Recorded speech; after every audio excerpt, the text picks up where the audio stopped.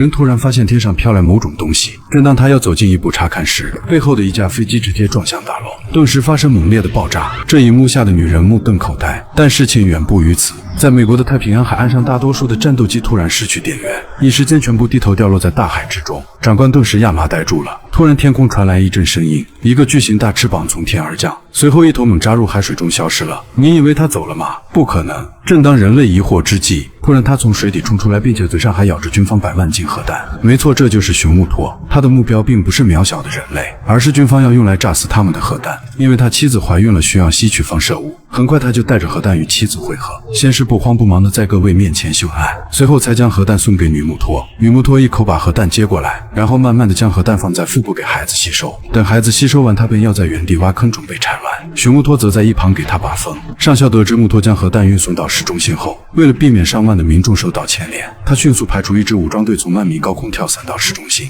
而拆除核弹的任务便交给了福特。眼看核弹计划失败，上校也只能相信秦泽说的话，那就是把希望交给怪兽之王哥斯拉。很快3只怪兽就汇聚在市中心，熊木托正在巡逻，哥斯拉则从海边抵达这里。怪兽之间的战斗立即激发，人类见状火速躲入避难所里面，祈福哥斯拉能够帮他们化解危机。而这时的武装小队也全部从万米高空跳伞前往市中心。当他们快到地面时，哥斯拉已经和木托打得不可开交，如果不幸被他们拍到，那不得一命呜呼。好在他们成功落地，随后在某街道上成功汇合，看到核弹就在他们的正前方，于是武装小队便沿着定位过去。当他们来到核弹附近时，却意外目睹了女木托的产卵全过程，那种疼感就连强大木托都会大声呼喊。所以请屏幕前的你一定要对自己另一半好一点。福特看到这一幕感到很诧异，突然后面传来动静，顿时让士兵警惕起来，是怪兽之王哥斯拉，吓得福特顿时神经绷紧。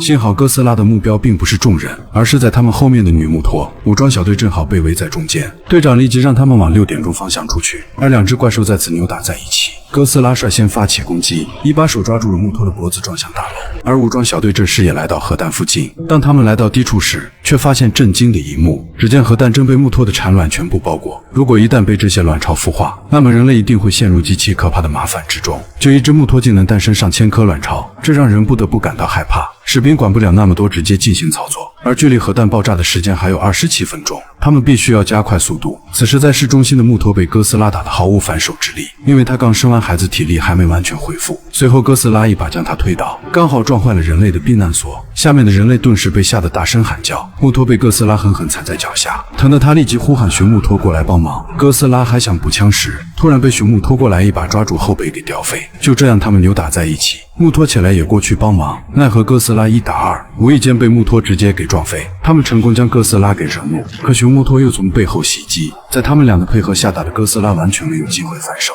武装小队他们也是成功将核弹给拆下来，随后慢慢放在地上。他们要把核弹的计算器给拆掉，这样核弹就不会爆炸。可奈何他们连外壳都打不开，核弹已经被封死了，要打开的话需要1点的时间，但他们现在最缺的就是时间。无奈的他们只能将核弹抬起来送去轮船上面。众人说干就干，一些士兵负责开路，一些负责抬着核弹。刚要和众人离去的福特，他突然停下脚步，似乎是想起了什么。没错，他要毁掉这些恐怖的卵巢。犹豫再三后，他猛地回头，即便哥斯拉是怪兽之王，但也敌不过默契配合了得的木托夫妇。皮糙肉厚的他只能挨打。武装小队也已经把核弹给搬出来，可队长突然发现福特并没有跟上，他在后面呐喊，久久得不到回应的他便走了。福特一把撬开校车的油管，一时间汽油全部蜂拥而出，他立即以最快的速度逃离现场。当他从下面爬起来时，下一秒